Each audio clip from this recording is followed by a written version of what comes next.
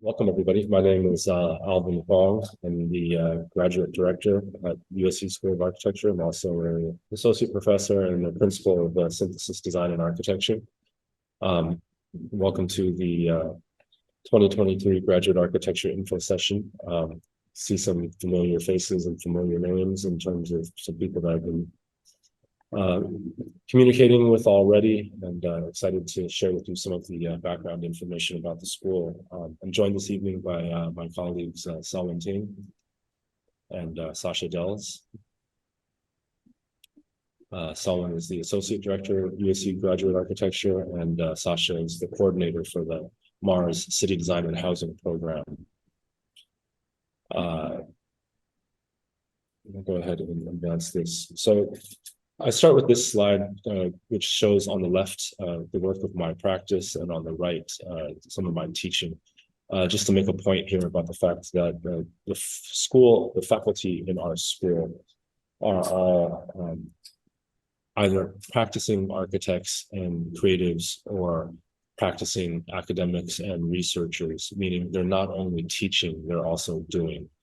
And so I think this is a really important point here about our school as an R1 research institute, but also an R1 research institute in a major metropolitan location that has the ability to support people who have creative interests and practices outside of the academy. And it's actually not only is able to support them, it's actually encouraging and requiring that our faculty are engaged in outside productivity. So what you see here is some of the examples of the creative practice, the research, the academic work, the designs, the buildings, the installations, the exhibitions, the work that our faculty are doing outside of the classroom that help you as students be part of their research, be part of their practice, and learn from their expertise and gain from their opportunities that they are able to provide through the work that they're doing outside of the classroom. And that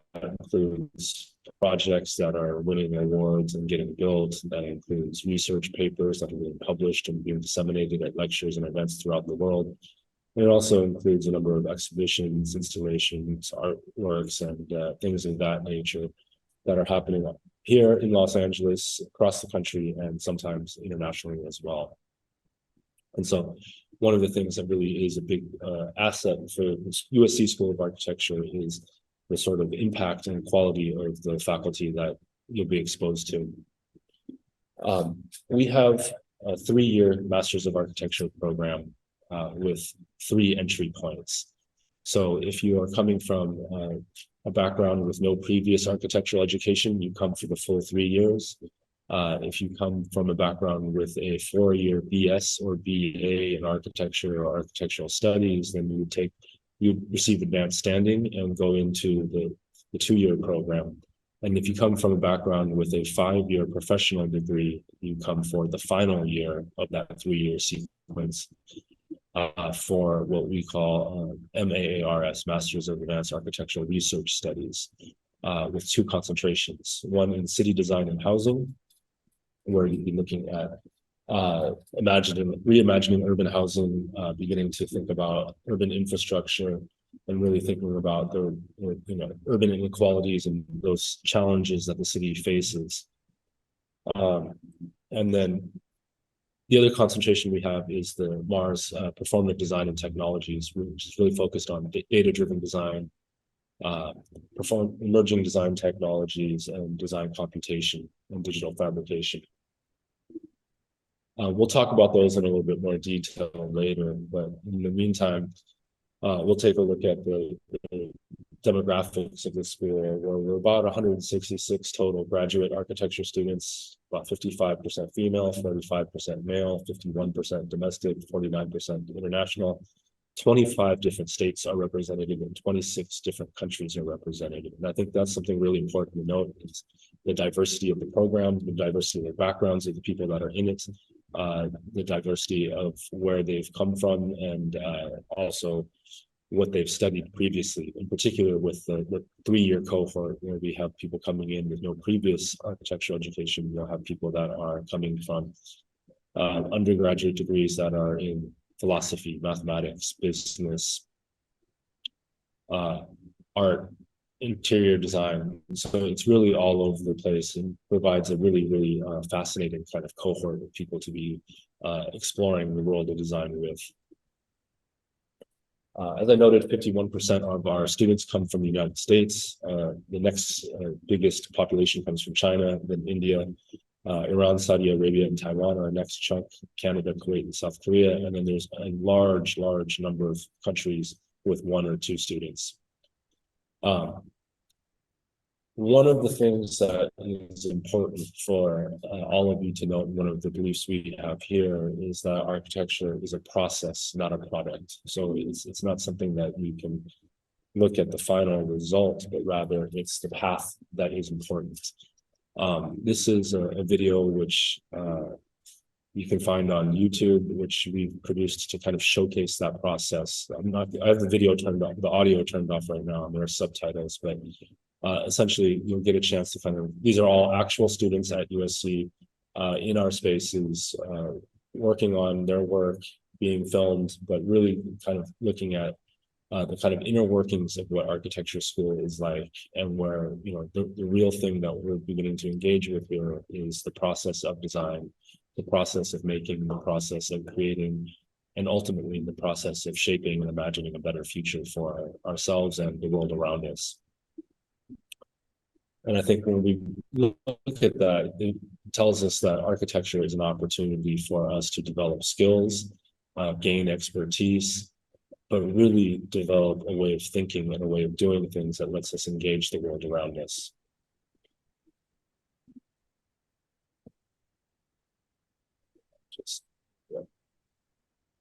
So this is a process that, so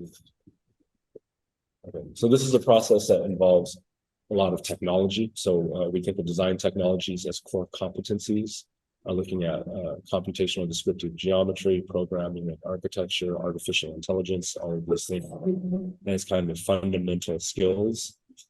We also look at making as a fundamental way of working, looking at physical models, looking at 3D printing, laser cutting, digital fabrication, and full-scale prototypes. So we also have an act of making these large-scale installations as part of our first-year program. Sorry, my screen's a little bit laggy right now, so I think that hopefully I didn't jump too far. So in the first year of the M.Arch program, for those of you that are looking at the 3-year sequence, there's a lot of physical model making, a lot of building, and really beginning to expose yourself to thinking abstractly about the 3-dimensional world and how to create in 3 dimensions and how to think in 3 dimensions. Abstract form making, conceptual thinking, and architectural theory are really kind of pushed in that first year, particularly through the acquisition of skill and technique. Then when we get into the second year, the program begins to get a lot more pragmatic and professional and focused on the kind of fundamentals of creating buildings, and begin to look at things like structure, mechanical systems, electrical systems, sustainability, integration of egress and building codes and zoning. And we're looking at things like housing and public architecture as the kind of impetus for beginning to think about the role of architecture in society. And then in that third year, and this is where the 5-year students would join this sequence, we're looking at our research studios, and these research studios that are focused on a wide range of topics. In the fall, we have our ARC 705 research studios, which are topic-based, meaning each studio has a different topic. They're vertical studios that are done with the undergrads in their final year as well. So that means that the combined vertical of the undergrads and the grads means that we end up with about 12 to 13 different topic studios, each with a different topic that students actually get to participate in the lottery in, rank their top 3 choices, and then put them in. And the goal is for everybody to at least get their top 2. That's the intention. And mostly that happens. And we'll have studios, as you see here, that are focused on representation or computation or housing and sustainability, or others that are focused on a wide range of topics. And here's just a few examples of these and how these carry forward also into our thesis studios, which work similarly. What we see on the left is a project by Frankie Picard, which is looking at architectural character and thinking of architecture that could have a character of personality, and thinking of each building as a kind of unique personality. In the second slide, we have a project from the Oakwood Studio, which is looking at gentrification in a historically African-American community here in South Los Angeles, and the role of engaging the community and thinking about the community as active protagonists in their own future. In the middle, we have a project from Sean Rankin, which is one of our thesis prize winners from last year, where Sean is a sneakerhead like myself and really got into thinking about how footwear was thought of as like the kind of identity giving. What he thought of is that footwear was the identity giving part of the person's outfit, which he said that the facade was the equivalent on a building. I'm thinking of a building that had a facade that was similar to sneakers, where they could be swapped out and changed by the kind of mood or moment.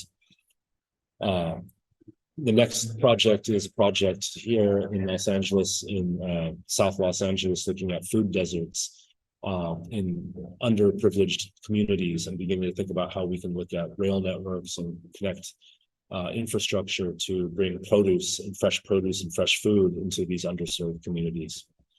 And then on the far right, we have a very formal project exploring parametric design and looking at the implications of parametric design into producing a kind of more deconstructed form of architecture that has dynamic spaces. And so, as you can see, the work of the school and the work of the students is very, very diverse and explores a number of different topics and a number of different attitudes. The next thing I want to say is that one of the things that we see, and I feel very, very strongly about this, is that architecture is a relational process and not a transactional act. And what that means is it's something that it is when you become an architect and you start to try to win clients, the first thing you have to do is win their trust. Like, you don't get a client just by saying, "Hi, I'm an architect and let me do your building." It's a process of gaining their trust and developing that relationship, because in the end, the act of designing and the act of producing a building is sometimes a 3 to 5 year or even longer process. And so it's not a transaction where somebody buys a building off of you. It's a process where you're actually developing that relationship, developing that trust, and developing that engagement between them. And that means that architecture, as we see it in architecture schools, works the same way. You're not just coming into the school to extract an education from it. You're coming here to invest yourself into relationships with your faculty, your colleagues, and your school. And one of that way is through these student organizations. So these are three of the primary student organizations. We have many, many, many others. But the three I want to focus on here is SPACE, GASA, and NOMAS. SPACE is our student publication, which you see on the left. That's one of their pinups. It's now in our first year. We just won a Graham Foundation grant to get it published. We're working on the first edition, which is looking to be fantastic. You can see some of those images on the left. There's about 50 students involved in this, so it's a big, big endeavor. In the middle is GASA, which is the Graduate Architecture Student Association. They host a lot of events, a lot of social events, a lot of meet and greets, office visits, site visits. They are tomorrow, or actually this Friday, they're going to be hosting their first ever gala. So they're doing a big ball and a big party, which is going to be a lot of fun. They're doing a great Gatsby themed party this year. And then on the right is our NOMAS chapter. For those of you who are not aware, NOMAS is the National Organization of Minority Architecture Students, and is really about kind of focusing on the underrepresented and the underprivileged voices that are that don't necessarily historically have a voice in architecture, and trying to empower them and actually build that population within our school and within the program. We celebrate a lot of holidays for different communities, but also really kind of make space for those that historically have not been heard. And I think give voice to them. And what you see here is that this past year, we just did at the National NOMA conference in Portland, there was 39 schools from around the country competing for the design competition, and USC placed third this year out of 39. So that was a big accomplishment for our students. A second here, it's a little slow in loading.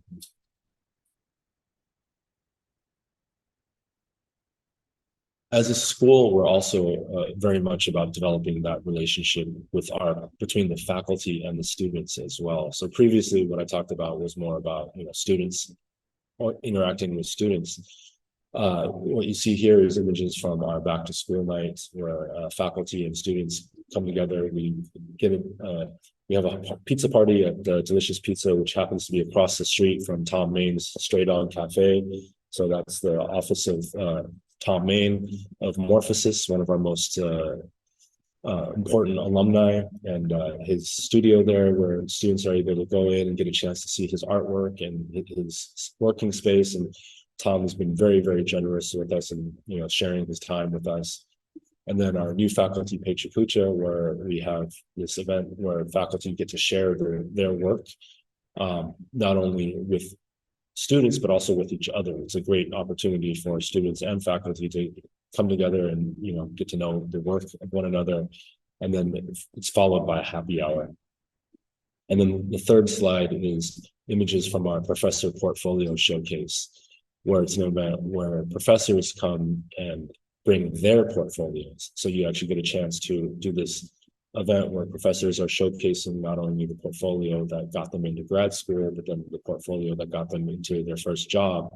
And then now many of them also bring the portfolios that represent their firm and are the portfolios that they're showcasing to try and get new work. And then we've got a fun little video, which is our Wes Anderson challenge with our colleague Charles there. Another big advantage that we have here at USC is our location in the city of Los Angeles. Los Angeles is an epicenter for design and architecture. We have literally over 1,000 architecture firms, some of the most important architecture firms in the world, some of the most important cultural institutions in the world. And so it's not only a place for students to be here and study, it's also a place for students to go out and be inspired. These are just photographs from some of the walking tours that we do with our students. On the left is downtown LA, in the middle is Culver City, and on the right is Venice Beach. And all of these walking tours are chances for students to come, get out, see the city, get to know the city, but also get to see major, major architectural works that are unrivaled compared to the rest of the world. Like it's the only place I could say that might have the same concentration of architectural sites in terms of world-class Pritzker Prize quality-winning architecture might be Tokyo. Omotesando Road is a fantastic destination for that as well. But downtown LA, Grand Avenue in particular, is really an impressive collection of architecture.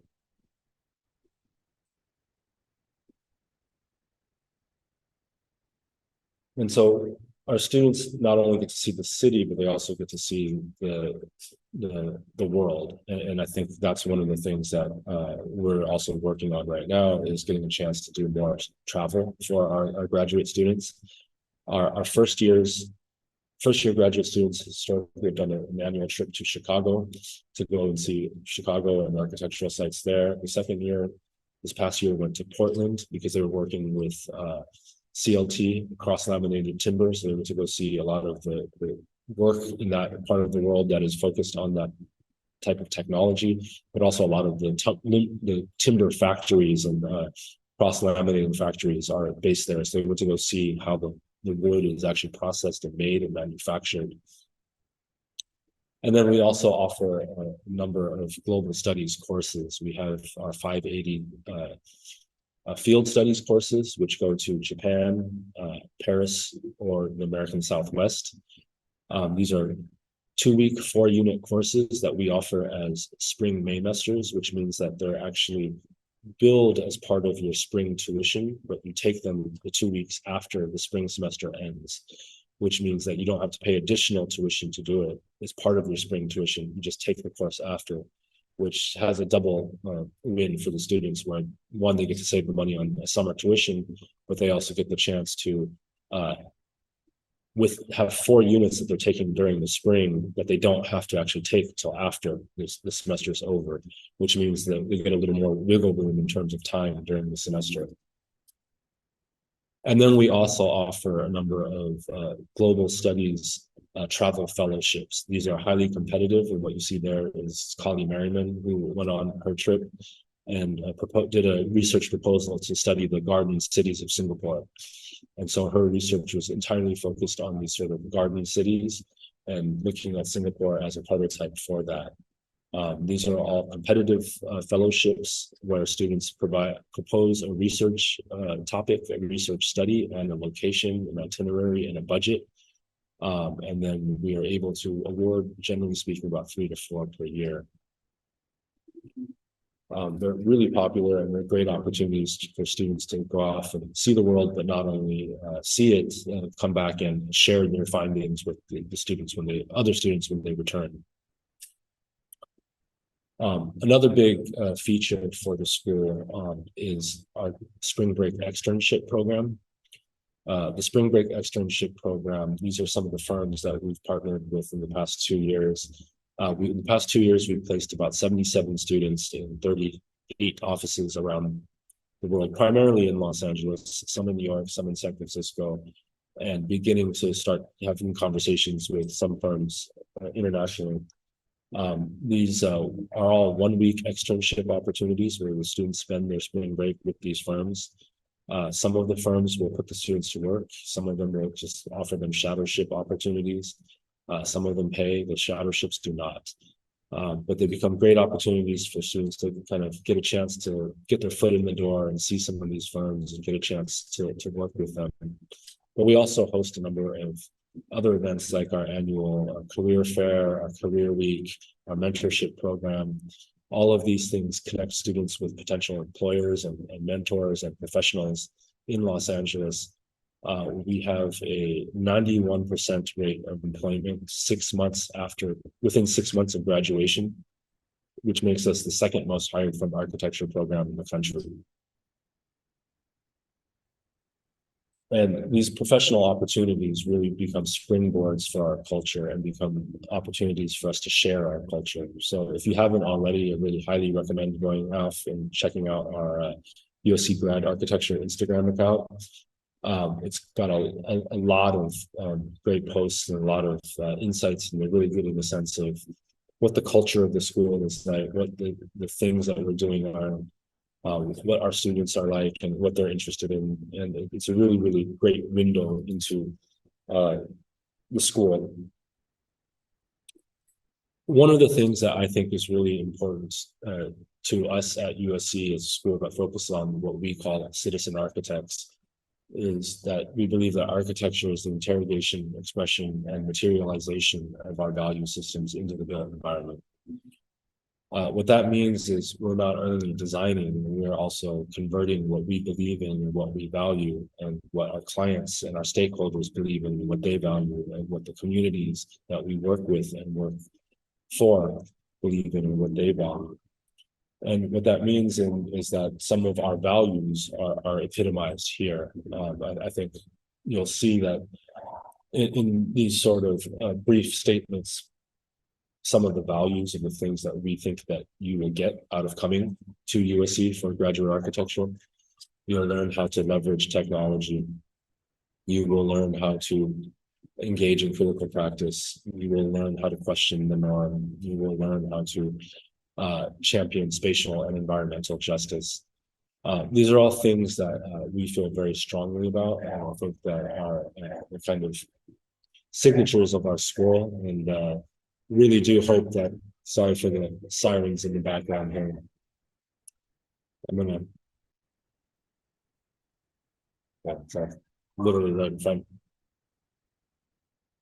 With that said, I will say thank you, and I'm going to hand it off to my colleague Sascha, who will tell you a little bit more about the MAARS City Design and Housing Program.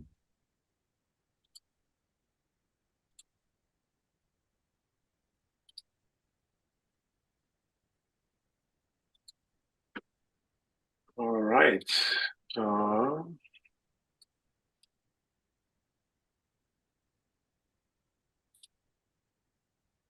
Can everybody see my screen? All right. So welcome everybody. It's great to see such a big group here, whether you're interested in the M.Arch program or the MAARS program.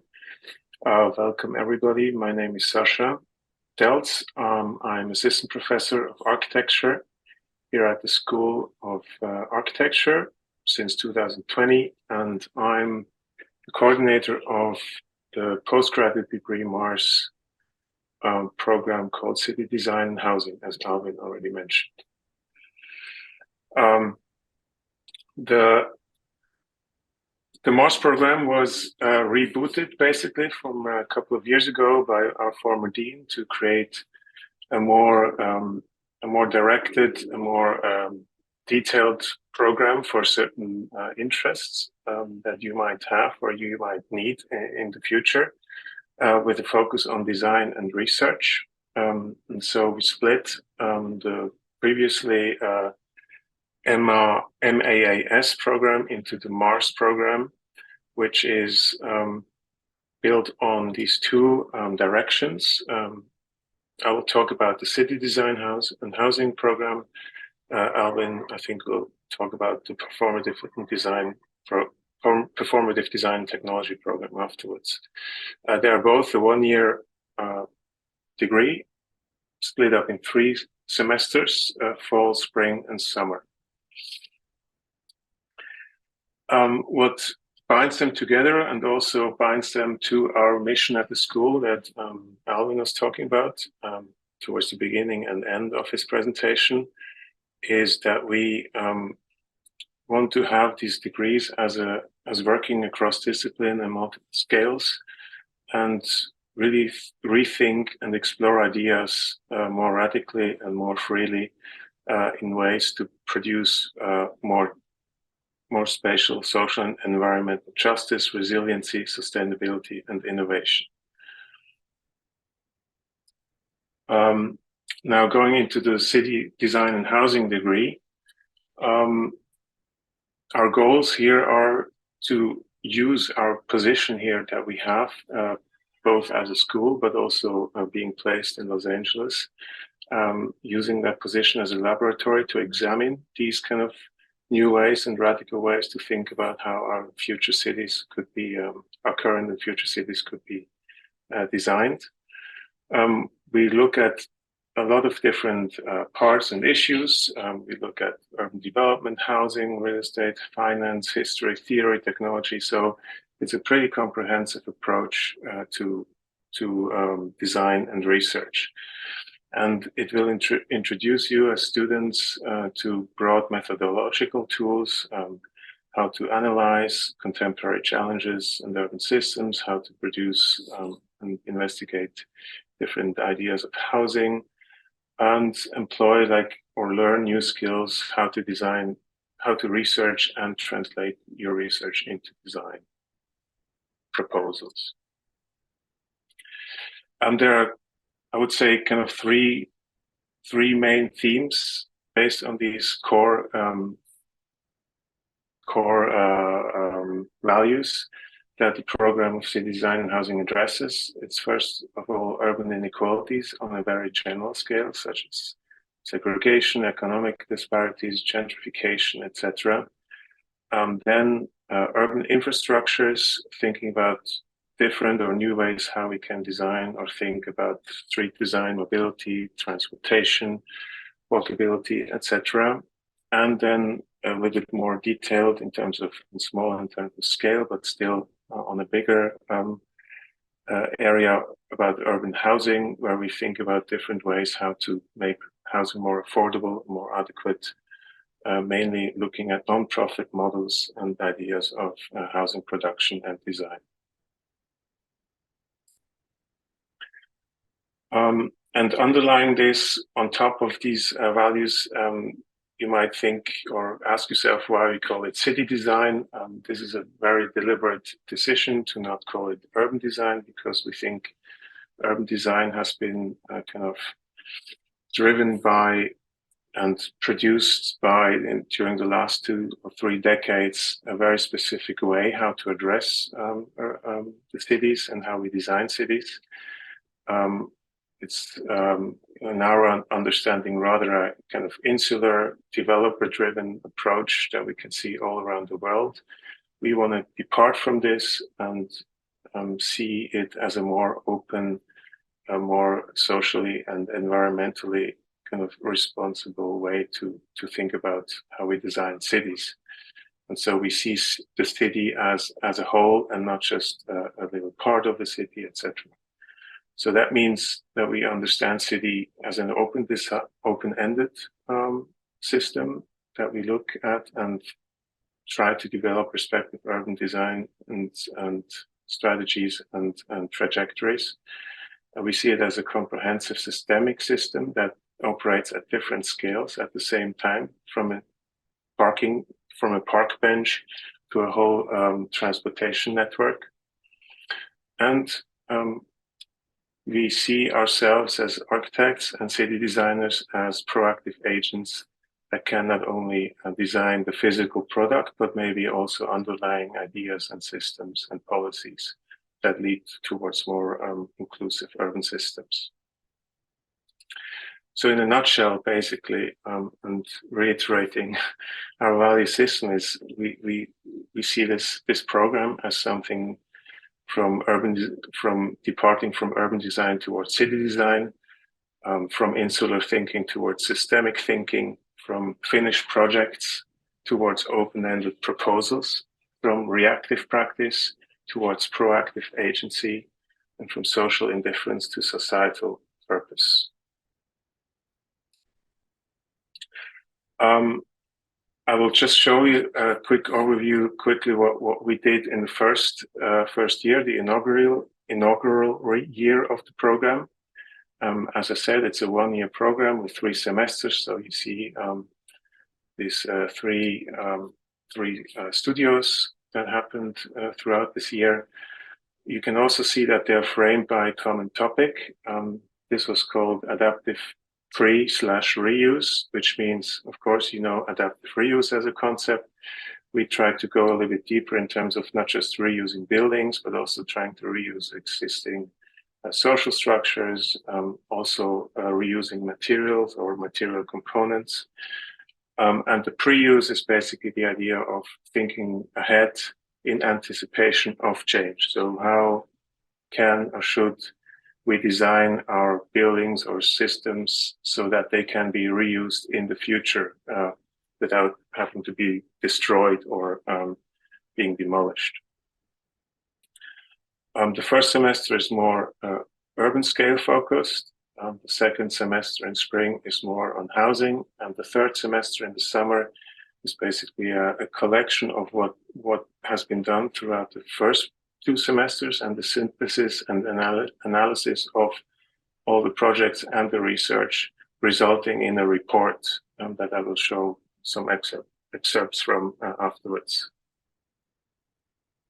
And in this case, we focused on Venice, part of Los Angeles that has been under transformation, big transformation over the years, and most recently has become a huge destination for tourists, but therefore also kind of different to afford for the kind of average population. Here you see this kind of idea of student Sinran Min, who proposed a different way how we use parking spots throughout the city. So she developed all kinds of different systems, how these parking lots, when they're not occupied, can be used in different ways.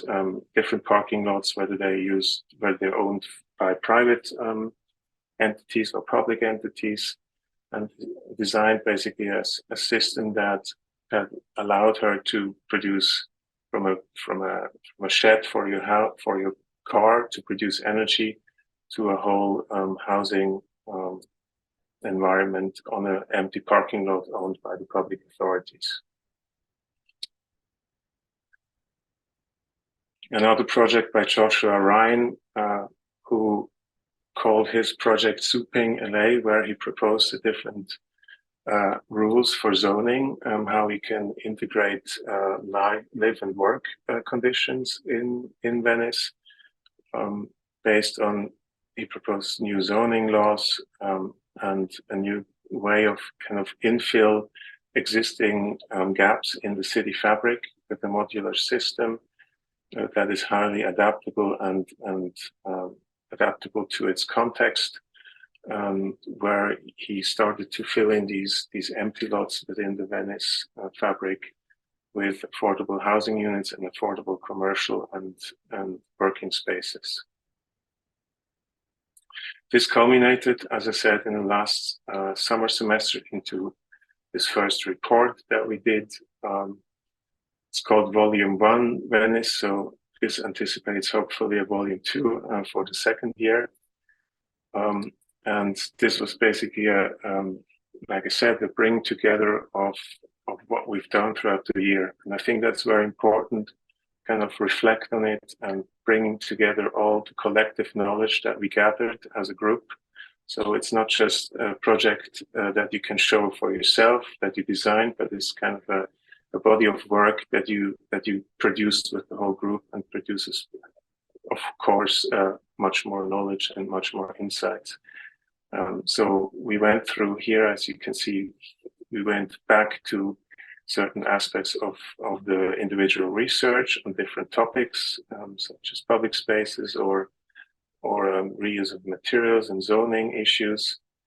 Then out of these things, we produced some kind of basic ideas. They were called calls for action for how we could transform Venice, certain ideas, the strongest ideas, how we could transform Venice into a more sustainable and social, responsible, affordable neighborhood.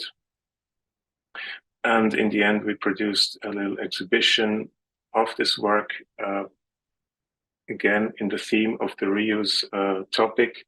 We scavenged materials from around the school and other places that we got donated material from, which created a database of materials that we could use. And out of these materials, the students had to produce an exhibition of their work that can be disassembled and will hopefully be put up at the end of this semester again for some kind of exhibition for other projects.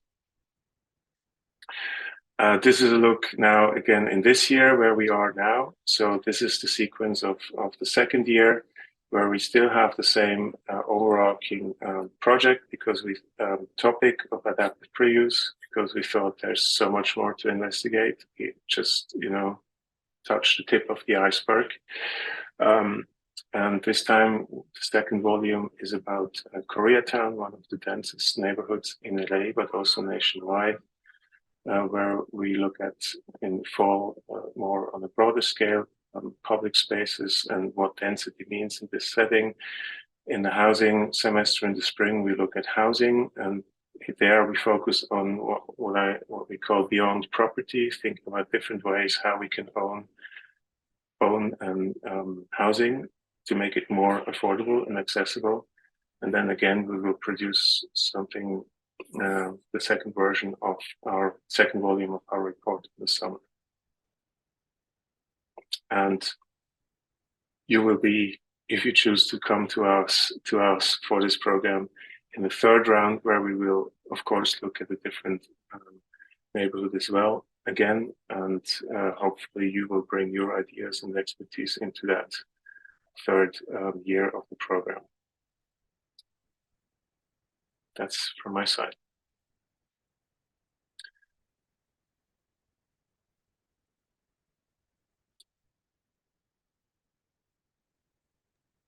Thank you, Sascha. I'm going to jump back in And here. we will do questions afterwards, right?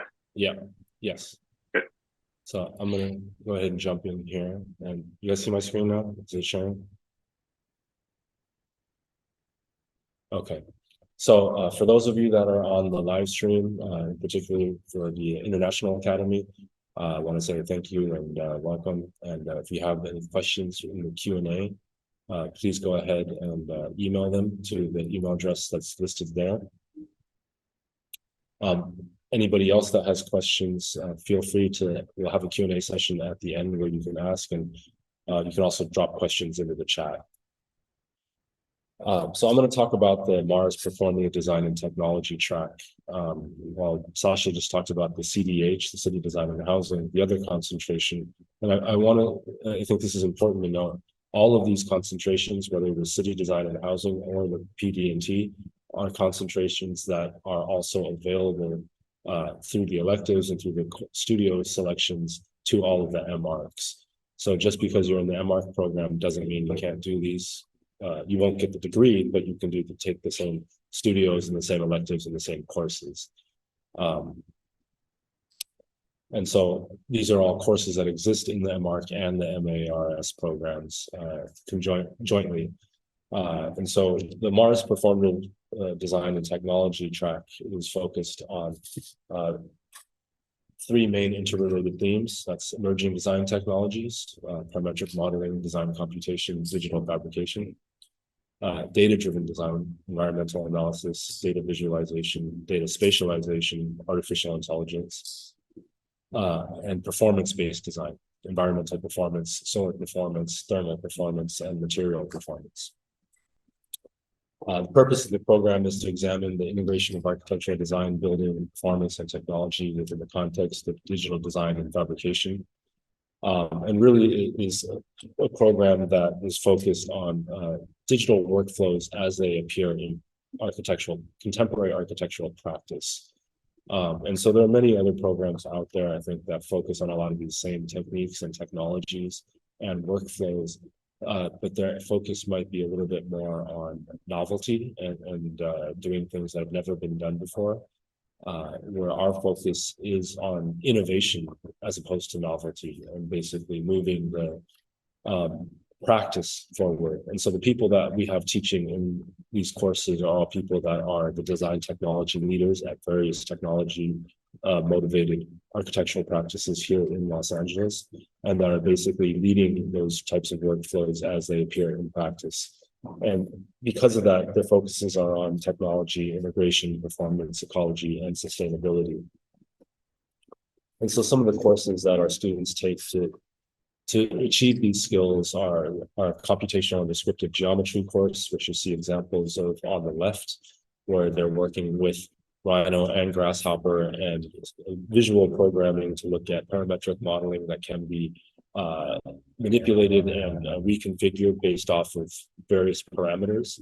And then in ARC 574, the parametric design seminar, students take those same techniques and technologies and then begin looking at them in parametric design of various facade systems and beginning to develop their own facade system for a fictitious building that they can produce, document, 3D print, and produce at full scale. And then within the ARC 707, 607, and 417 courses, 417 is on the left, 607 is on the right. 417 is programming and architecture, and then 607 is advanced computing. Students are working with all of these technologies to produce things like visual simulations of human movement, data visualization, data spatialization. In advanced computing, they're beginning to look at what you see there is a HoloLens, where they're looking at a kind of VR, AR construction assembly process, and beginning to look at something that could be produced with zero drawings, and it's constructed entirely by the 3D model, but a 3D model that is perceived and understood not through a screen, but rather through a lens, right? And so you're actually constructing based off of using these AR and VR technologies and assembling things by sight. And then following on those, the students moved into the design studios where they have their research studio in the fall and then their thesis studio in the spring. And converting all of those skills and those techniques that they're acquiring and through the seminars into the design studio and producing projects that are focused on digital technologies and the application of digital technologies into actual projects. So that's kind of the focus of the PD&T program. It is running in parallel with the M.Arch program as well as the CDH program. So as I said before, all students in the M.Arch can also take courses in the PD&T and CDH tracks. We are currently beginning to work on a proposal to add a graduate certificate for those two tracks, which means that students could, by taking a minimum of 12 to 14 units of electives in those concentrations, could actually add a certificate that says that they not only have a Master's of Architecture, they have a Master's of Architecture with a graduate certificate in Performative Design and Technologies or City Design and Housing. But I think the graduate certificates are also a really important feature of the school, and I think one that Selwyn will talk about in a little bit more detail. So I'll hand it off to my colleague Selwyn. Thank you, Alvin. So I'm going to talk a little bit about the curricula, and I should preface that the school itself is a broad playing field, quite diverse, with the Master of Landscape Architecture, Master of Building Science, Master of Heritage Conservation programs alongside the architecture graduate programs. There are lots of opportunities for inter-engagement, and I feel we pride ourselves on the fact that these different programs and undergraduate programs as well combine to create a really rich atmosphere. On top of that, we are part of a pretty large university, and as graduate students, we're very interested in what you can bring into the program. So whatever your backgrounds are, whatever knowledge you might garner from, say, courses outside the School of Architecture, all of that kind of feeds into the school, and we're really interested in that process of engagement and enrichment that individual students can bring in. I am going to just show some very simple slides that hopefully can help students visualize what the curricula looks like and what it might feel like. So as Alvin mentioned, the M.Arch program has two tracks, a 3-year track that is 102 units, averaging about 17 units per semester over the 3 years. Our 2-year program, advanced standing for those who have had a pre-professional degree in architecture, is actually a subset of that 3-year program. It's slightly fewer units at about 16 units per semester for a total of 64 units. And then we have our MAARS program, which is a fall, spring, and summer sequence. It amounts to a total of 42 units. First 2 semesters are pretty loaded, 18 units each. The first semester studio is combined with the M.Arch topic studios. So sorry to interrupt. Are we supposed to be on a slide? Because we're at your we're not seeing a slide. We're seeing like we're seeing your main presentation, but it's not moving. Oh, we're on your cover page. Oh, thanks for letting me know. I see my main presentation, but it's moving on my screen. Yeah. Let me try this again. thank you for that. Let me see if I can. Now, why is that? Okay. There we go. Is it moving now? Yes. Oh, great. Thank you. Okay. So the visuals to go along with my bantering is the 3-year program. There's not a lot of detail to show at this, and maybe that's not as critical in this information session, but it's showing a 3-year sequence, 6-studio sequence with thesis in year 3. The 2-year advanced standing program is actually a subset in parallel with the 3-year program. So most of the courses from the 3-year sequence in the first year are omitted, as well as some courses expected to have been taken in a student's pre-professional degree are also weeded out. However, if students did not take specific courses that were expected to be taken, that's not a problem. Students can take that, and there's enough free units to add that into the sequence as well. There are also elective units that can replace those required undergraduate courses. The MAARS program, and this is what I was talking about in terms of the total units being 42 units with 12 units of electives and 8 units of thesis being part of that. I believe I was talking about the first 2 semesters being fairly packed. The 702 Advanced Graduate Architecture Design Studio is actually part of the M.Arch topic studio sequence. So that actually kind of blends in with the M.Arch. And then the second semester gives more opportunity for electives with 8 units of electives. It expands upon the thesis with the 793 architectural design, directed design research being the design portion of the thesis. Part of the spring semester can also be a travel program. So we have a 4-unit elective that is a field study program, and currently, with the last session, they went to Paris and Japan.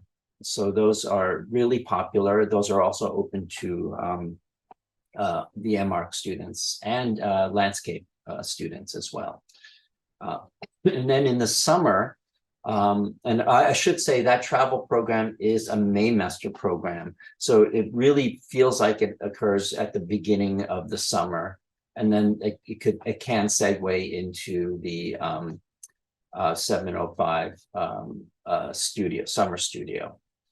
The city design and housing is similar, although the makeup is slightly different with 14 units of electives available and 8 units of thesis. The same structure exists in terms of crossover with M.Arch students and the availability of the Maymester travel courses. For those want to take it to the next step into admissions, if you go to arch.usc.edu and just follow the menus towards the application requirements and deadlines, you'll see all the instructions for the applications. The priority deadline is January 2nd, and that basically means your application will be reviewed and you will be considered for merit scholarship. The other deadlines are more for places as available. So if the program doesn't fill, there are opportunities to apply basically till May 1st for international or July 1st for domestic students. In terms of application materials, you need a portfolio, the personal statement, resume, 3 recommendations, and of course, transcript information from basically all your the university or college level and above courses. And I believe that is it for my bit. And at this point, I guess we can open it up for discussion. Sorry, I think we have Elia as well here, please. Oh, yes, Elia.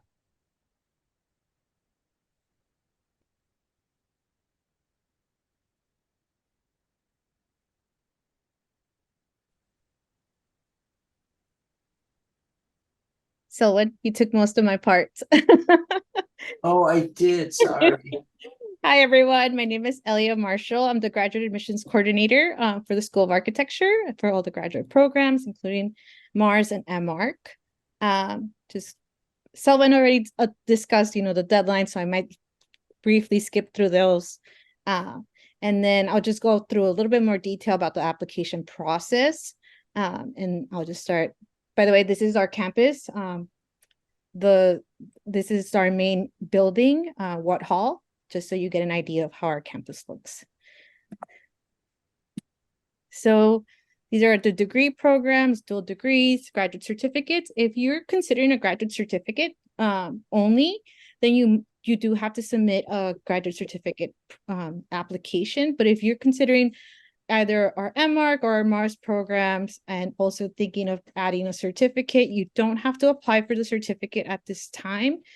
You could always apply for it once enrolled as a student. And we have a process with our academic advisors who help you add that into your student profile. So for both our M.Arch and our MAARS applications, it's a 2-part process. We have the USC CAS application, which is the main application portal for USC graduate programs. That's where you submit your official transcripts and also your official test scores.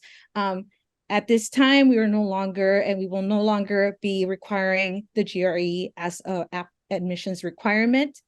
So there's no need for you to submit your GRE scores. If you have them, we will not be reviewing any scores. But for our international students, in this application portal, you do have to submit your official TOEFL or IELTS scores. I will be providing links to both, our country requirements and any links that is in my presentation today, in our email that I'll be also including our recording for this presentation. So I mentioned part 1 being USC CAS. There's a part 2, which should be accessed through USC CAS, and that is SlideRoom. SlideRoom is our second application, and that application is where actually you submit the majority of your application materials, such as your portfolio, your CV or resume, your statement of intent, an additional copy of your transcripts, also your test score report, and your letters of recommendation. So, this is for our other 2 programs, so you could skip that. So for official transcripts, USC requires that you provide your official transcripts, copies of your official transcripts in the application portal for USC CAS. Those could be either a digital copy through any of the document companies like Parchment, and they could also be a photo or PDF that is released to yourself that you could submit. It would still be considered valid. You do not need to mail your transcripts to our office or to USC. In addition, you must provide transcripts for all institutions where you receive college credit, even if it's just a transfer course that's included in your undergrad transcripts. You still have to provide a transcript for those units, and they must be official as well. Our international applicants who study outside the US, you would want to check with the main graduate admissions office webpage to see what country requirements you have. There are some countries that require both your original language transcripts and also your English translation of your transcripts. Letters of recommendation is we require 3 letters of recommendation. They could be both either academic or professional letters of recommendation. So you don't, it's been a while since you've been in undergrad or any academic institution, and you're not able to connect with a faculty member, you could always just submit professional letters of recommendation. One thing to note is that all your letters of recommendation must be submitted by the priority deadline. So you are able to submit your application with pending letters of recommendation, but you just want to confirm with your recommenders that they submit the letters no later than January 2nd if you want to be considered for priority consideration. An application that doesn't have a letter of recommendation and it's pending, unfortunately, will be considered incomplete, and we will not review it until we receive those missing materials.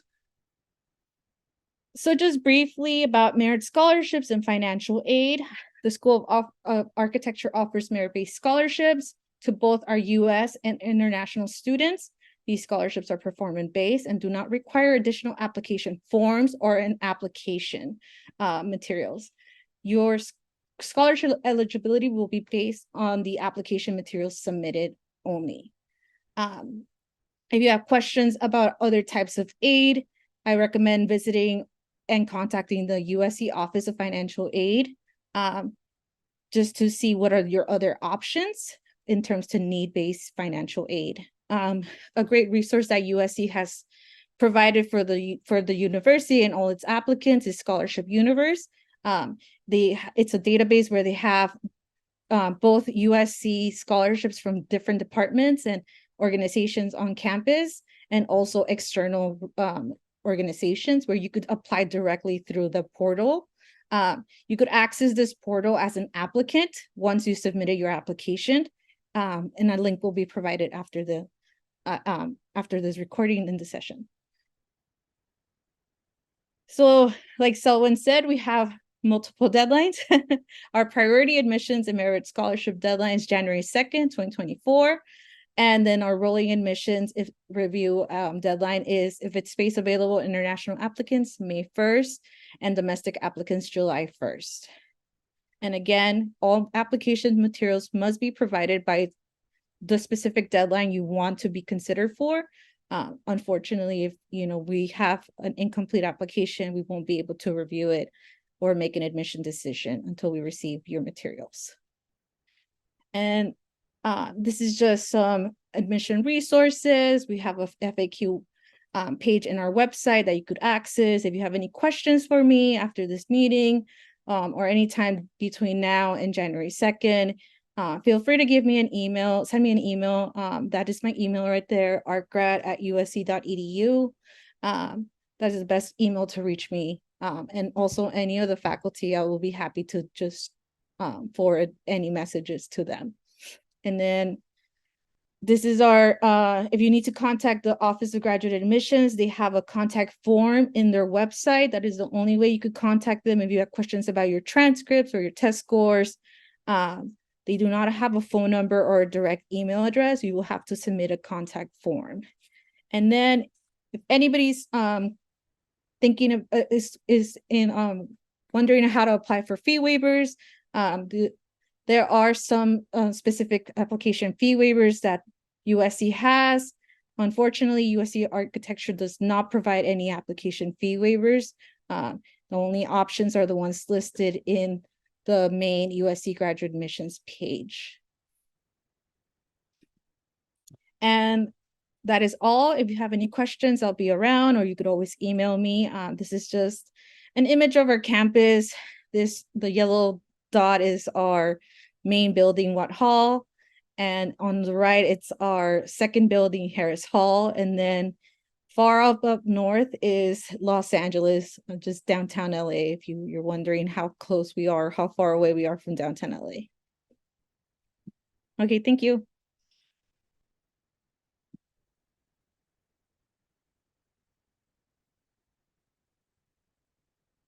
So you want to join? All right. Thanks, Elia. So we're going to go ahead and start a little conversation first about what we're looking for in applications. I think this is for Selwyn, myself, and Sascha.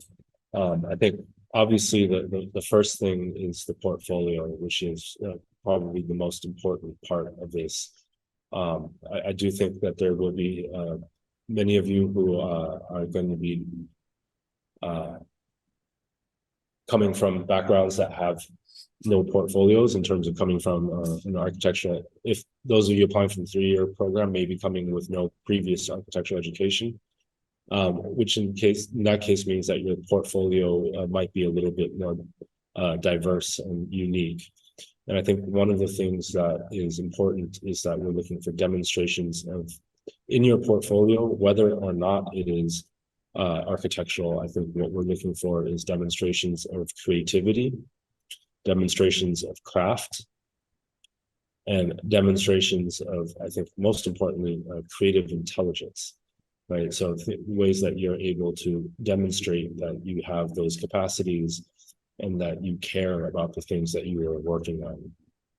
And that means that those types of things could be anything from graphic design to filmmaking to illustration to pottery to anything that is a creative act. But then I think the other thing that is important, and this is my recommendation for everybody, is to remember to edit and curate. We don't care how much stuff you've done. We want to see the best things you've done, right? So we will not notice when something's missing, but we will notice when something's bad. So don't include stuff just because you did it. Your personal statement is something that is going to be really important, and it's going to be really important because it's going to tell us something about you. And so I think that's where my recommendation is that you use it to take the opportunity to really take the opportunity to reflect and think about who you are, what you want to be, how you want to get there, and why. Don't take the time to go look at our website and tell us what you think we want to hear. Because if you're telling us our website back to us and saying that's who you are, it's going to be fairly noticeable. But it's also not who you really are. So it's not going to be genuine. And what we're looking for is a genuine engagement with who you are and what makes you an asset to the school. And why you would benefit from your connection and engagement with this school. Because I think one of the most important things is that, for me, anyways, that I'm looking for students that, as I said before, are looking to invest themselves in the school, not just extract an education from the school, meaning it's putting in as much as it is taking. What that means, again, I think, is for those of you that are have not started your personal statements yet, is really how do you make yourself stand out from 300, 400 other people that are applying at the same time? Because I will tell you this, almost all of them are going to say that they want to be architects, that they love architecture, that they like design, that they want to become an architect. So those things don't make you stand out, right? That's a given. It doesn't mean that's not part of the conversation, but that's not the point of the conversation, right? So we've already established that by you applying to architecture school. You don't need to reiterate those things. If you're going to tell me about how you played the Legos when you were a kid, that also probably doesn't distinguish you from many other people. Because I will tell you this, having done this for some time now, the number of essays that I've read about Legos is a little bit mind-boggling. and a little bit redundant, and it definitely doesn't help clarify anything for me about why that person is unique. But I think put yourself in the situation of thinking about if you were to look at 300 essays, what is the thing that would make your essay something that somebody would remember? And that's different for each one of you, so I can't tell you how it would be different. Some people do it by being funny. Some people do it by being creative. Some people do it by being extremely, extremely intelligent and reflective. But it's not going to get it done by you just saying, I want to be an architect and I want to go to the school because I want the things that you have, and then you list the things that we have.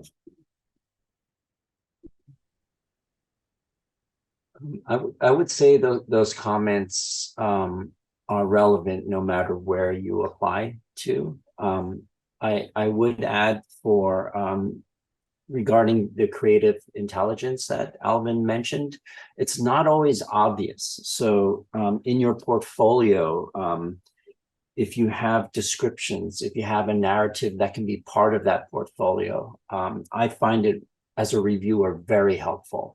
So that most amazing photograph of something, whether it's done because of creative intelligence or the result was an accident, it's really interesting to hear you talk about that photograph, whether it's about the light or the composition or the characters. If it is, say, a drawing that might not show a great deal of inherent talent, but it could show a great deal of profound thought about whatever you're trying to express. Those things, I think, make a really rich portfolio. Relevance to between your portfolio and your personal statement, and even your transcript. So what you talk about is one thing, but also, is it demonstrated in your portfolio? Is it demonstrated with what you are curious about and explored in undergrad? Those are things that kind of build the narrative. And as a reviewer, personally, creates a lot of delight for me to see those things.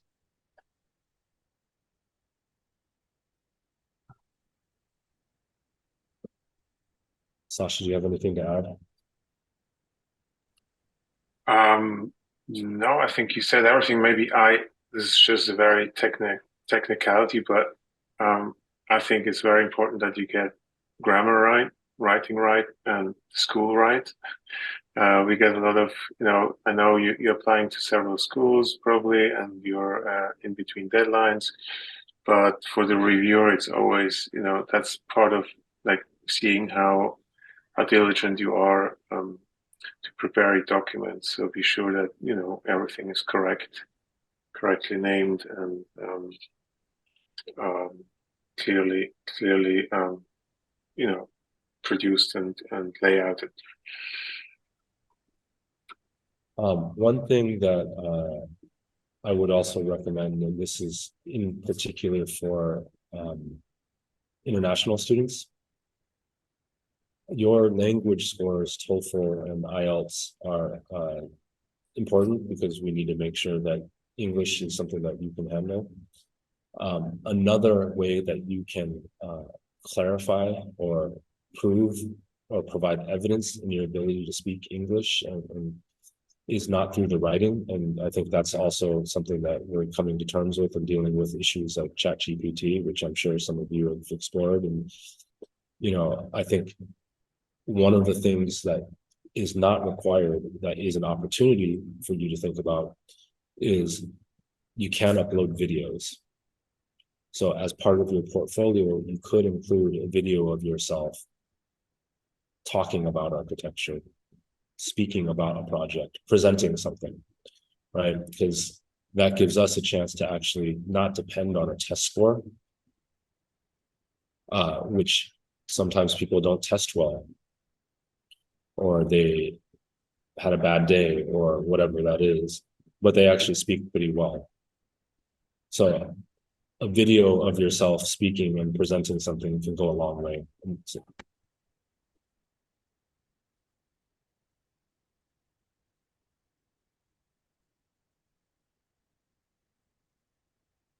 And for all of the MAARS programs, I think the other thing that's quite important in that personal statement is that you're also articulating why you're interested in specializing. And I say specializing because the M.Arch programs are what I would call foundational degrees, meaning that they cover the wide spectrum of architecture. And you have the choice within that spectrum to decide what are the things you want to dabble in terms of electives. Whereas in the MAARS programs, you're deciding to narrow your focus and say, I want to specialize in this particular topic. So I think it's important for you to be able to articulate why that focus is important to you and relevant to the way that you view the world.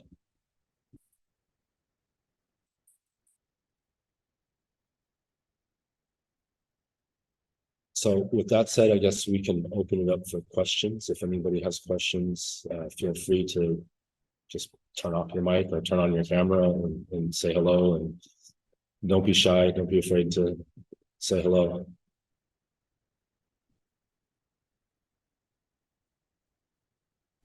Hi, my name's Nariksha. I had a question. Yeah. So I know the GPA cutoff is a 3.0 for undergrad, and I'm a little lower than that. But in my application, how can I show my aptitude for the program to like make up for that? Right. And so a lot of times in cases like that, what I recommend is that students acknowledge that in their personal statement. Right? Like just be blunt about it and say and talk about why you're in that situation. And sometimes students will make a point about how they had a particularly difficult year, 1 year that really threw them off because of sickness or illness or family issues, or that this is the thing about graduate school. Who you were in undergrad gives us an indication of who you are now. But most people have matured quite a bit since they started their undergrad path to where they are when they are in graduate school, or why they decided to go to graduate school. So acknowledge that and talk about how you've matured or how far you've come, or why other people might have issues where they'll say, that's why they're going to graduate school, because undergraduate was something that they actually did not have a real interest in. And now they've found an interest in something and they've decided to focus themselves. And so it becomes more relevant. So the GPA cutoff is a real thing, but it can be circumvented for the right reasons. And that means that we need to be able to identify those things and be able to, in some cases, identify how articulate you are. In others, be able to see your creative intelligence through other means. But I would say that, the GPA is just similar to the IELTS and the TOEFL test scores are requirements. But if you can find other ways of illustrating or demonstrating how you can exceed those requirements, then, we do take the entire application into account. That makes me really happy. Thank you so much. Can I add something, Alvin? Yeah. So for any applicant who's not meeting the GPA requirement or even the English proficiency requirement, we are able to do a conditional admissions. So you have to meet certain specific requirements for English speaking, the English requirement. If you don't meet the required test scores, minimum test scores, we do require students to either provide new test scores that are qualifying, or they will be required to take an exam here on campus, which may require you to take English proficiency courses in our international academy. Those are additional courses that you have to pay out of pocket. So just keep that in mind. It may conflict with your regular course schedule. So also keep that in mind. So you may want to provide qualifying test scores from the beginning or before you enroll into our program. In terms for GPA, if you don't meet the 3.0 minimum requirement, it is a conditional admissions that we do at USC. And that's the condition that you meet a specific GPA requirement at the end of the first semester here at USC. And we will definitely be keeping track of all those students if you are admitted here. And it could mean, that you are disqualified if you don't meet the certain GPA requirement after your first semester. So just keep that in mind in the future if you are admitted and are enrolled and you don't meet the requirements. I will add that we have had students enter with low GPAs that turned out to be fantastic students. So we do look beyond the GPA, and we do value every applicant.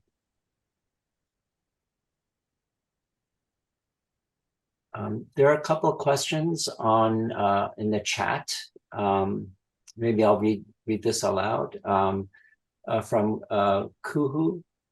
Sorry if I didn't pronounce that right. As a B.Arch student, I was wondering at what point in the student's academic and professional career do you believe the MAARS program is the most impactful? In other words, would you recommend gaining practical experience in the workplace for a few years before joining the master's program, or have students joining right out of undergrad had any equally impactful experience? Question. So that might be a question for either Alvin or Sascha. I think it is really up to the individual. I think it can work either way. Sometimes people will come. I mean, it's a new program, but I would say, generally speaking, graduate school is an option, right? It's not a requirement. So for many people, it's an option that comes because they developed the maturity to realize what they want next. In others, it's an option because they aren't ready to leave school yet, and they want to continue that path. So I don't think there's a singular answer there, but I would say that the MAARS program for a B.Arch student is, for somebody who has a B.Arch degree, it's because you feel like you want that specialization, right? Like you've had a chance to get a general understanding of architecture and learn the foundations, and you actually want to become an expert at something.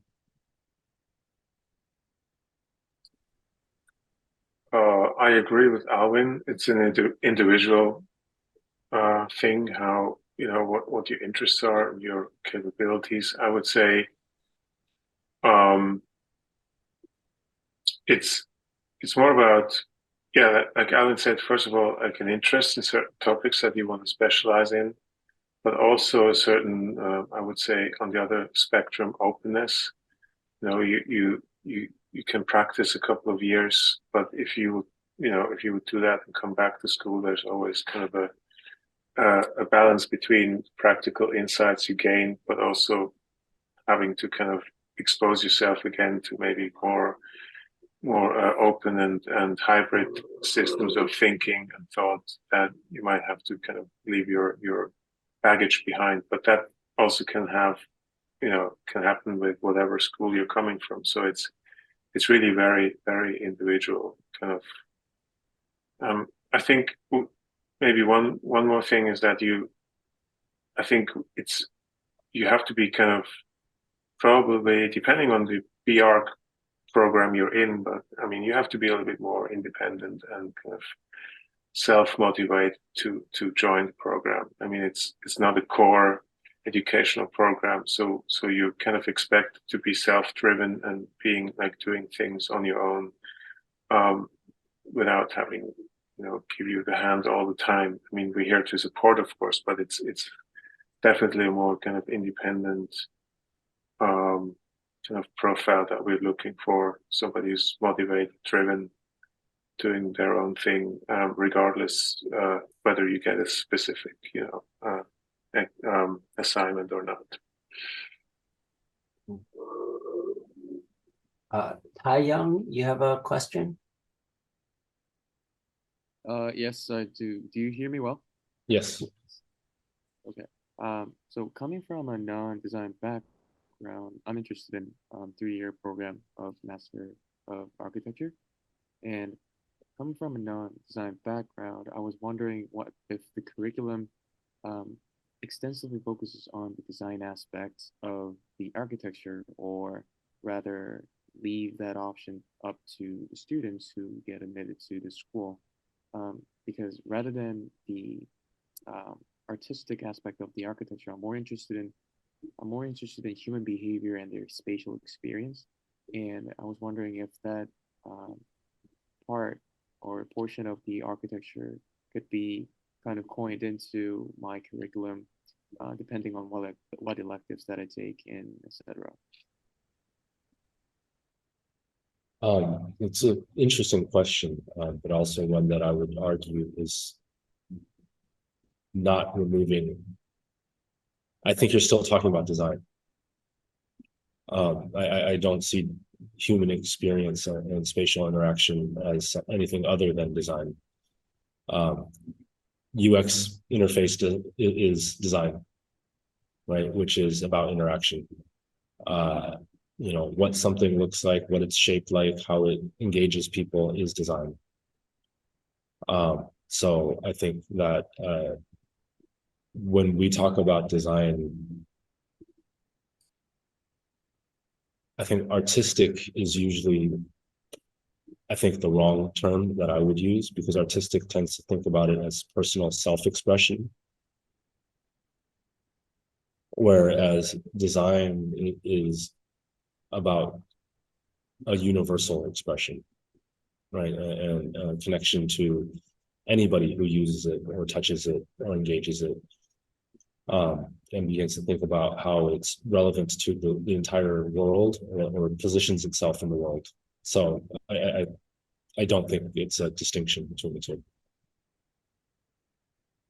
And I will say that as a NAB accredited professional degree, there is a focus on many of the professional and technical aspects of architecture.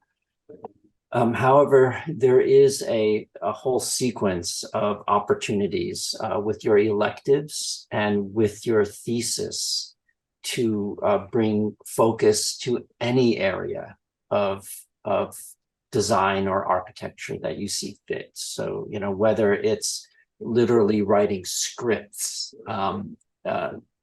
as a thesis, that could be a possibility.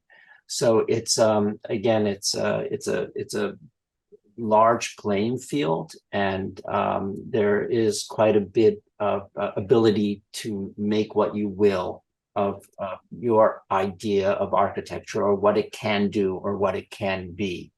The core elements about the profession still need to be covered regardless.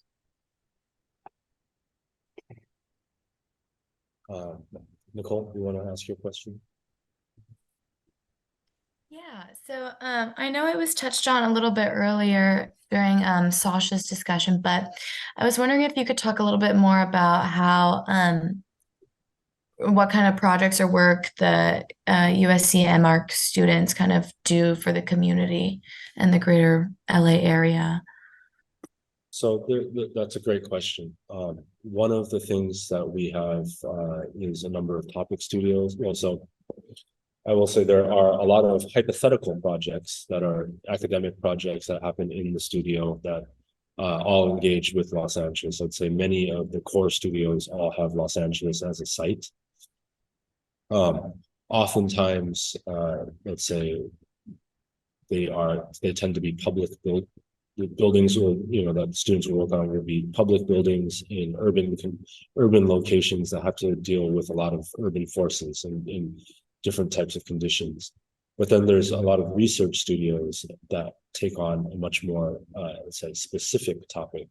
So like I said, there's the Oakwood studio, which looks at gentrification in the historically African American community in Venice Beach.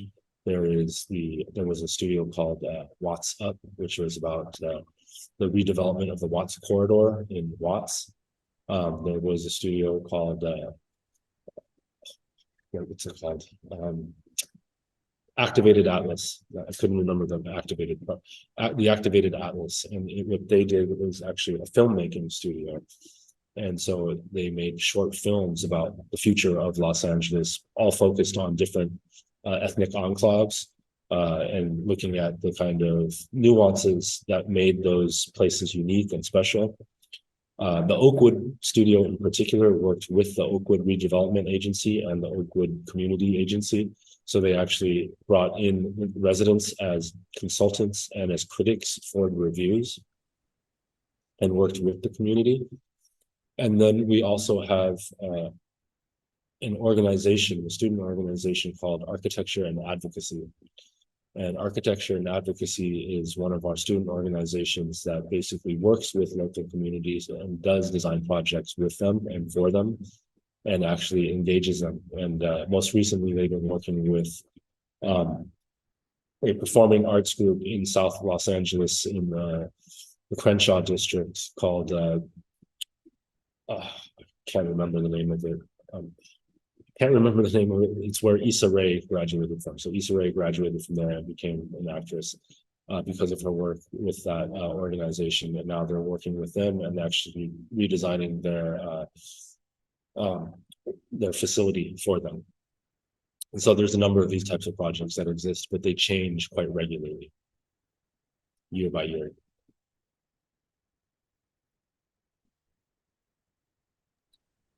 Yeah, I can only say, adding to what Alvin just said, in the MAARS, at least we always try to find some connection to the communities we're in through associations, local associations, non-profits. So at the moment in Koreatown, we are in contact with the outreach for public engagement from the Korean embassy and community center in Koreatown. So we always try to have these connections on the ground as a basic setup. But what I would say is always equally important is that you as students build up your own kind of network and engagement with communities, because that's something nobody can do for you or take away from you, So, but I think there are a lot of studios that are encouraging that, or where your personal engagement benefits your project or your kind of proposal in the end in a great manner. So it's I think across a lot of studios where this happens. I think the other thing that's important to note here, like I spoke previously about Los Angeles as a source of inspiration. It's not only a source of inspiration in terms of the signature architecture and the kind of thriving metropolitan city that it is, it's also a source of inspiration because it contains a lot of the issues and the problems that we're addressing in the studio, and becomes a kind of living urban laboratory for thinking about things like gentrification, density, resource scarcity, systemic racism. All of the issues that we're trying to tackle head on in our studios actually exists in the world around us here in Los Angeles.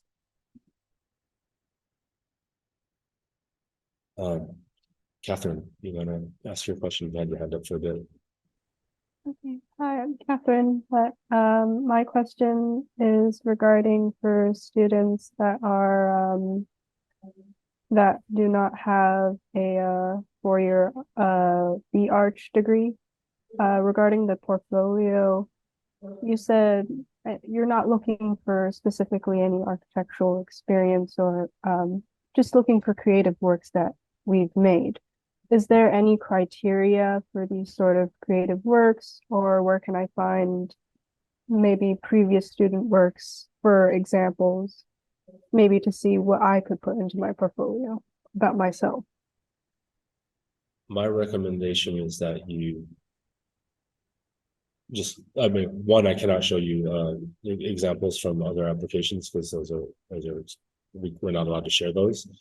But at the same time, I think it's different for every individual, right?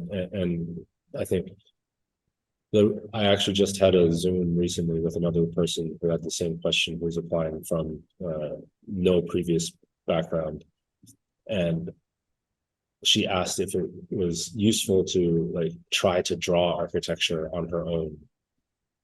And I told her, no, it's not. Like it's actually to do bad architecture or to do an attempt at doing something without any sort of formal training at it, I would not advise. But what I would advise is anything else that shows your creativity, your craft, your level of engagement, your dedication, something else that shows your ability to problem solve or come up with unique responses. Or sometimes I think it's interesting just to show something you geek out on, right? Like what is something that you're really, really into, that you're really, really good at. Sometimes I've seen portfolios where people will show their like that they make beautiful food, right? And cooking is a craft, and I would argue that cooking is design and that baking is science. So, or baking is engineering. So I would be more interested in cooking than I would baking, but that's me. If you don't mind me asking another question, regarding the portfolio, but I do sometimes AI generated artworks for my class media arts classes here, at university. If I put those into my portfolio, would that be more detrimental? Because I know AI artworks might be not considered very well in the viewer's perspective. I think that would go back to what Selwyn mentioned earlier in terms of the narrative that surrounded it. Because if you're purely submitting AI artwork, but not identifying it as AI artwork and not identifying the prompts and the context of the prompts and how you're doing something creative with that artwork, you're only showing it as images and trying to pass it off as your own. The AI artwork is actually quite easy to identify visually. What's not easy to identify is what the prompts were, or what the context of the prompts were, or what you were trying to achieve and what you were trying to do with that artwork. Right. So, yeah. So specificity and identification would be important for that. I would actually say specificity might be the single most important thing in your application, period. Can I add something, Catherine? Our slide room allows you to provide as much detail as you want. So you don't have to put it into your image. You could just type it in this designated section. And so there's space for you to provide as much, written detail as you can. So I don't have to put everything written into the portfolio itself, and I could put it into slide room if I have, more details to add. Correct. And something for everybody. Slide room really does limit our ability to zoom. So if you have very finite or very small, details that require us to zoom in spreads or anything like that, you might want to break that down into individual image uploads. And that's what we mean by image uploads. We just mean individual images, files. So just keep that in mind. There's space for you to type in any details, such as the title, the dates, the course where you created that, that file or image or project. So there's space for all of that. You don't have to include it in the file. Thank you. Maybe I mean, apart from having to show where you're sourcing your AI stuff from, I think what Alvin said, I think is similar to his comments about your personal statement.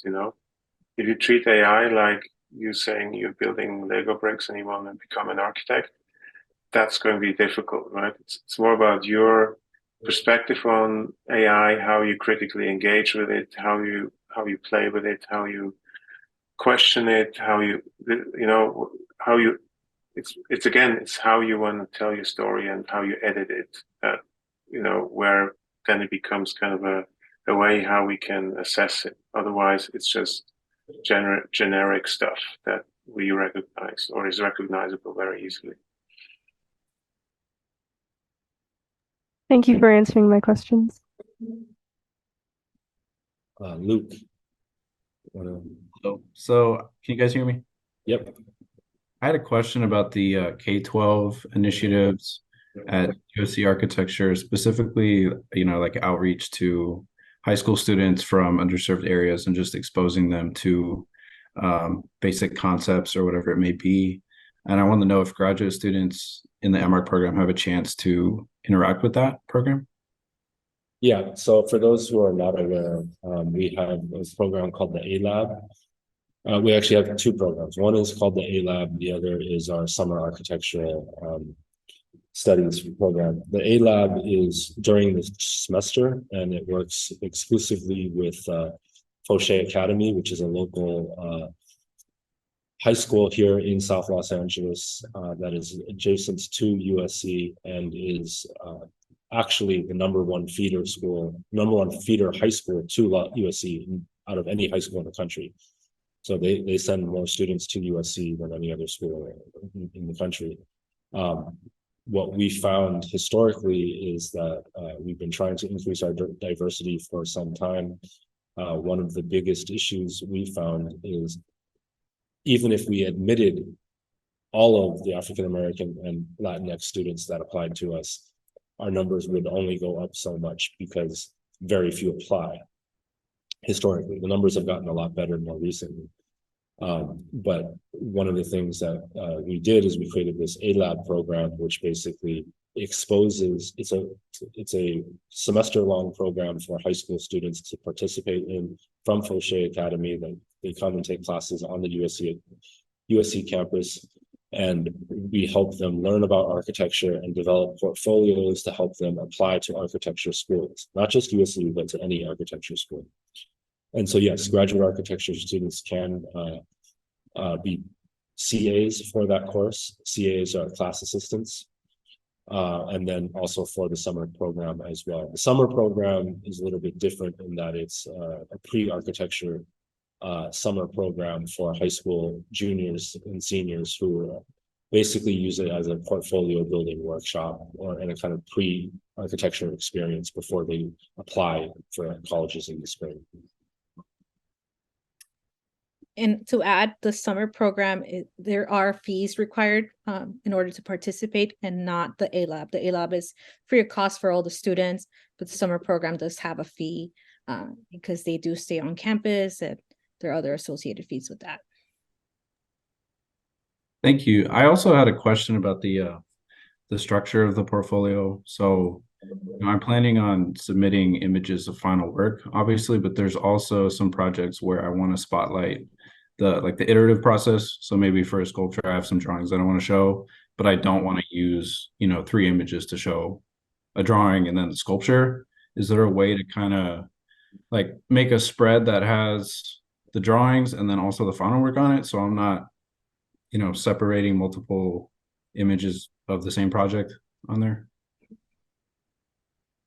Yeah, you can definitely submit it as a spread or submit it as a PDF. You can also create animated GIFs.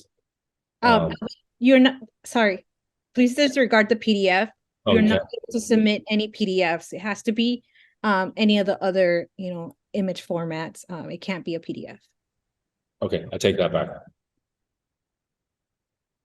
Got it. But you can do the spread as an image. Right. Okay. Marisha? I had another question. It was regarding the environment that the School of Architecture provides for cross-disciplinary collaboration. Like, let's say I'm working on a thesis and I want to partner with the Irvine and Young Academy and the Keck School of Medicine. So if I were to do something like that, is there any support? Like, what does the support look like from the architecture department to go forth and do something along the lines of some cross-disciplinary project? So cross-disciplinary work is highly encouraged and definitely something that we appreciate both at the School of Architecture level, but also at the university level. And so one thing that graduate architecture students are able to do at USC is they're able to take electives in any of the other schools on campus, so long as they're able to articulate in writing and get approval from Selwyn why that particular elective is appropriate for their own architectural career or interest, right? So you cannot say I want to take a class at the School of Cinema because I like movies. You can write a statement that says I would like to take this course on film noir because I'm interested in dark spaces in architecture and the kind of attitude of cinematic environments towards certain pedagogies, right? As an example. In addition, when you do your thesis, it is possible you will have an advisor from the School of Architecture. You can also go and seek out advisors from other disciplines. And so we have had students who had advisors from cinema, in addition to their architecture advisor, had an advisor from cinematic arts or from another discipline, where they were the kind of secondary advisor on their thesis. And that type of work is generally not only allowed, encouraged.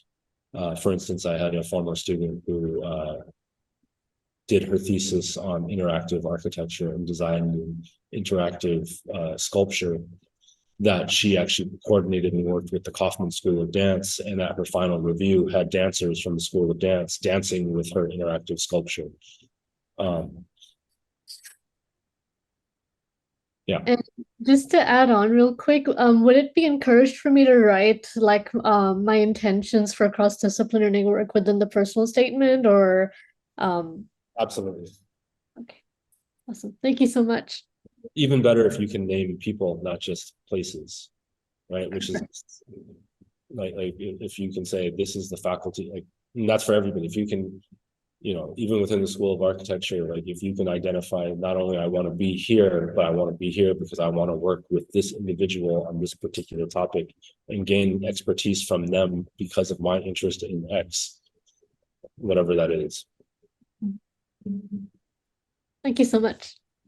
Yeah. Diego. Could you hear me? Yes. Okay. The first question I had was I know Selwyn went over it briefly, but what year usually is like to study abroad? Is that usually like the last year, or like or like even like over the summer or something like that? Like, So yeah, what year is that? Go ahead. It can be any year. So it can be because it takes place in the summer, but it's actually between it's part of the spring. So there's two ways of doing it. One is the 580, which is the field studies course. The second way is a 705 studio, which is a summer course. So the 705, the field studies course is a 2 to 3 week travel course. The studio is a 6 to 8 week design studio. And so that takes place as part of your summer tuition. It would be summer tuition, which would be additional tuition outside of your normal load. But because of the field studies, it can be done as part of your spring, which means you could even do it as part of your last semester. And we've had students talking about doing that now that we've moved it to the spring semester. That they would basically do it to kickstart their graduation trip, where they would technically take the course, they would walk and then take the course after they've walked, and then go on their graduation trip directly from that field studies course. But because it's a field studies course, it doesn't have prereqs, which means you could do it after your first year as well. Okay. And then the other question I have is whether, because I've heard different things on the portfolio of like including writing, and like I heard like don't put a lot of writing, and like even small writing, make it like super concise. I was wondering like what your take on the writing in the portfolio is. I think it's useful if it's really, really good writing. Right, like it's the equivalent of including writing examples as something to illustrate your ability to articulate yourself, and maybe an essay or something that's on a pertinent topic. I think that I would be happy with that. But if it's dense writing purely for the fact of rambling on and on and on about a piece that reads like, I understand when Selwyn talks about the kind of caption-based thing, but I think what you need to remember is that reviewers are looking at a large volume of applications. Yeah. And so clarity and conciseness is really important, because if you have to weed through things to get to your point, sometimes we won't get to the point.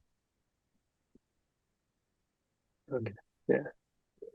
And with Thank you. regard to the summer courses, we've historically have had a studio available in Paris.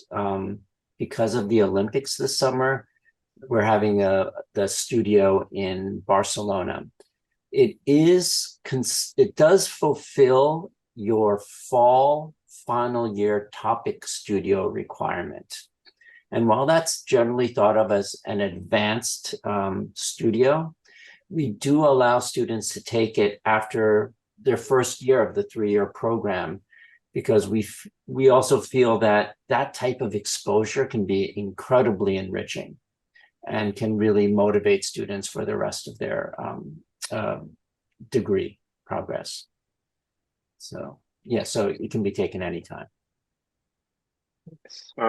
I would also say to your second question, Diego, concise, clear, 1-2 sentences to describe what the project is about in your portfolio. That's the most helpful. And sometimes I've read a lot of applications where if you have like one project that is kind of foundational or transformative for how you think about the world or what you want to do, then you can include like a story of this more in maybe in your personal statement or something like that, where it becomes part of your story. But talking too long about projects in the portfolio is usually not very helpful. But Okay. there has to be something there. I think just putting some images with no text is also, I personally, I need like 1-2 sentences. If I'm interested in a project and I read the sentences, if not, then it's there for sure, you know. Okay. Yeah. Crystal? As someone who's coming from a design background, would you say to put an emphasis on the concept and the development of a design rather than the final product, as well as showing the final product, but more of an emphasis on that process and the thought process behind it? Absolutely. Okay. Thank you. Yeah.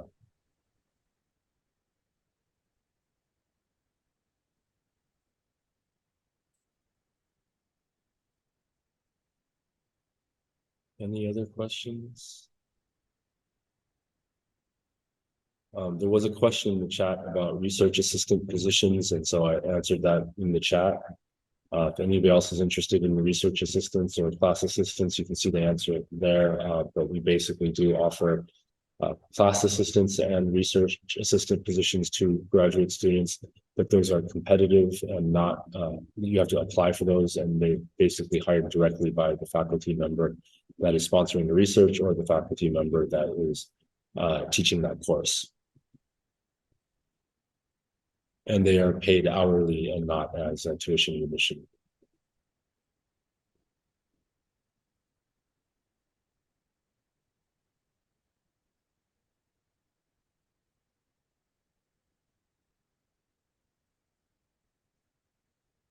Well, it seems like we're at time, and it seems like we're maybe out of questions. Lachana is asking, can you elaborate on any pathways to licensure at USC? So this is an important thing to know. USC is a IPAL recognized school, or IPAL certified school. So IPAL is the integrated path to architectural licensure, which means that we're one of, I believe, 25 schools in the country that have this designation, which means that you can actually begin just by being a student, because our curriculum has been approved by AB. Nice cat, Elia. Yeah, that's a cat. I put the link in the chat for IPAL. I saw that. Thank you. IPAL is not it's a certification that the school has received due to its curriculum, which means that any student that enrolls at USC as part of our architecture program automatically qualifies for IPAL, which means that then they can begin testing for the exam as soon as they become a student. They don't have to qualify after they graduate, but they do still have to acquire the internship hours in order to get the license. So IPAL is not a program that you follow. It's more a certification that you have. So in essence, it's like a gym membership. You've gotten the gym membership, but you still have to take the classes, take the tests, do the internship hours. It doesn't mean you follow the path there. Like you still have to go through the steps, but it means that you were able to start that process as a student rather than wait till you're graduated. And the implications of that are if you're not in an IPAL program school, and there are not that many of them, it typically means you have to work for 2 years before you can take your first exam. More or less 2 years. Also, the advisors for the IPAL program have provided a sample of a path for the 3-year applicants. But there's also a sample that if you email them, they could show you an example for our 2-year students. And IPAL, you are only eligible to access these resources as a student. You cannot access it as an alumni, unfortunately.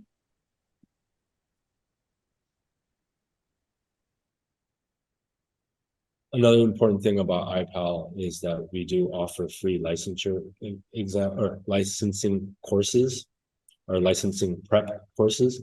And those are offered free of charge and are open to the general public. So they're not exclusive to USC students, which actually makes them particularly useful to USC students because it also attracts the crowd from the 1,000 plus architecture firms that are in Los Angeles.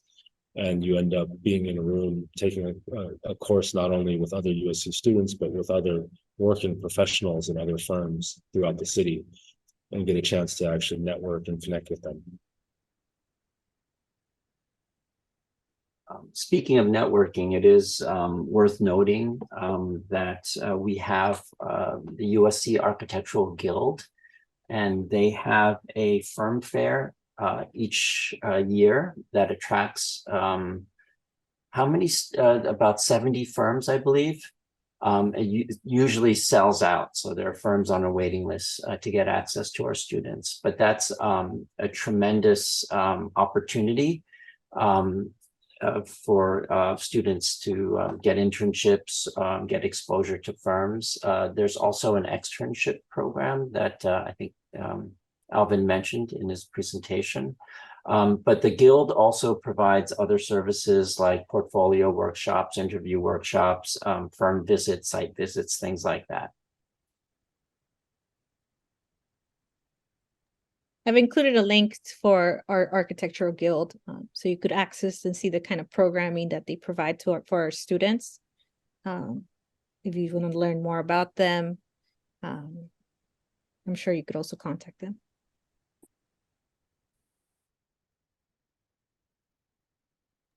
Yeah, the Guild is one of the most unique features of the school. It's not an alumni group, it's actually a professional networking organization of local AEC professionals that want to support the school and our students.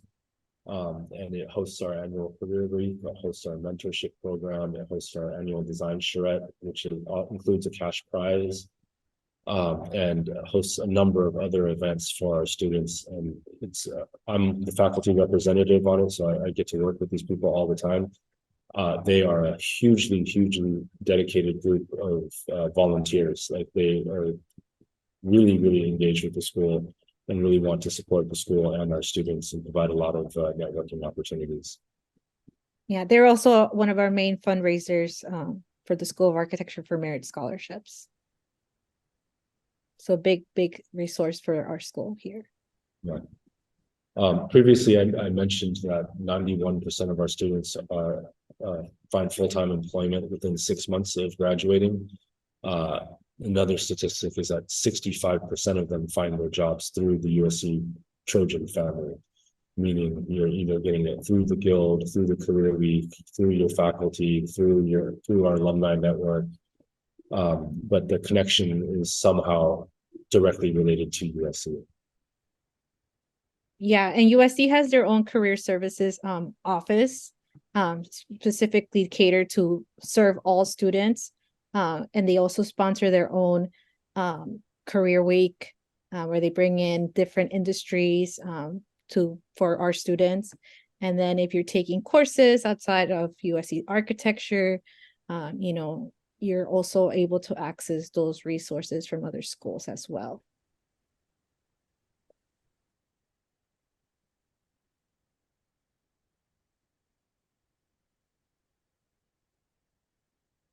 Any last questions there?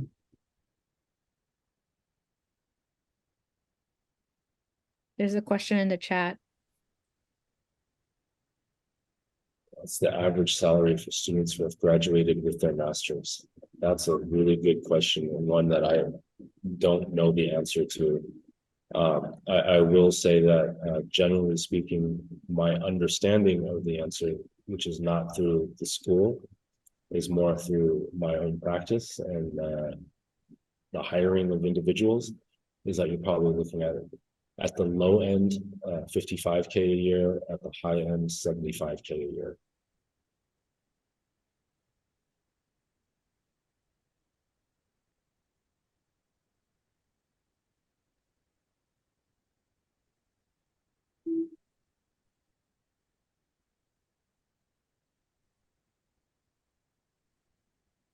But I have no idea what if that equates with the average through the school. I know that more through my own experience. That's all.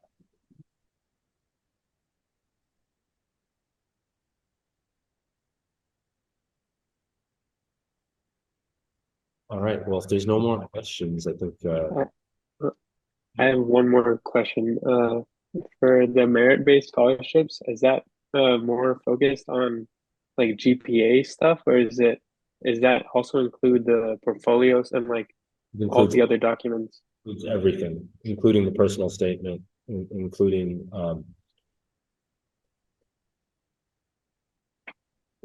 everything. And so I was, you know, you're admitted off of your whole person, off of the entire application, not off of any one thing. So we're considering all of it. Okay. Yeah, and if you know, if you want to be considered, we strongly encourage that you apply by the priority deadline. The longer you wait, the less opportunities, unfortunately, there are for merit scholarship consideration. Okay. And is there any like, I guess the answer, but like any one thing that's like valued more than the other in consideration, or is it just all taken into account like equally?